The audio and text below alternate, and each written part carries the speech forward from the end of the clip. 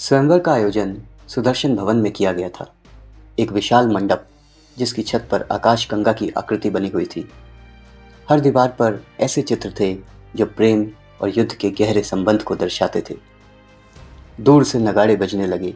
हजारों राज्यों से आए राजकुमार अपनी अपनी शक्ति, वैभव और बुद्धिमत्ता का प्रदर्शन कर रहे थे। सभी की निगाहें एक ही क्षण पर टिकी थी, राजकुमारी अनीरा का आगमन। और तभी वह आई। राजकुमारी अनीरा चांदी के रथ पर सवार थी, जो 7 श्वेत सिंहों द्वारा खींचा जा रहा था। उसके वस्त्र आकाशी रेशम के थे और उसके माथे पर एक दिव्य नीलम चमक रहा था। उसकी आंखें रहस्यमय थीं, जैसे वह सीधे आत्मा में झांक रही हो। ईशान पहली ही दृष्टि में अभिभूत हो गया।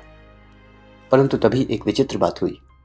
स्वयंवर का संचालक आगे आया और बोला, राजकुमारी ने अपनी शर्त रखी है।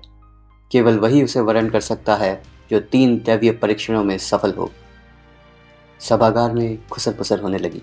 कौन से परीक्षण? किसे पता था? मायाद्वीप के निवासियों के चेहरे पर रहस्यमयी मुस्कान थी। अनीरा ने घोषणा की, पहला परीक्षण, वह जो मेरी आत्मा को पहचान सके। दूसरा परीक्षण, वह जो भय को हराकर मेरे मन का द्वार खोल सके। तीसरा परीक्षण, वह जो स्वयं को खोकर भी प्रेम में अडिग रह सके। शब्द सुनते ही कई राजकुमार पीछे हट गए। ये कोई तलवारबाजी या धनुर्विद्या का खेल नहीं था। यह परीक्षा दिल और आत्मा की थी। ईशान बिना हिचक आगे बढ़ा। वरुण ने उसे रोकने की कोशिश की, परंतु ईशान की आंखों में अदम्य संकल्प था। पहला परीक्षण आत्मा की पहचान शुरू हुआ। ईशान को एक गुफा में ले जाया गया, जहां चारों ओर अंधकार था और बीच में एक आईना रखा था।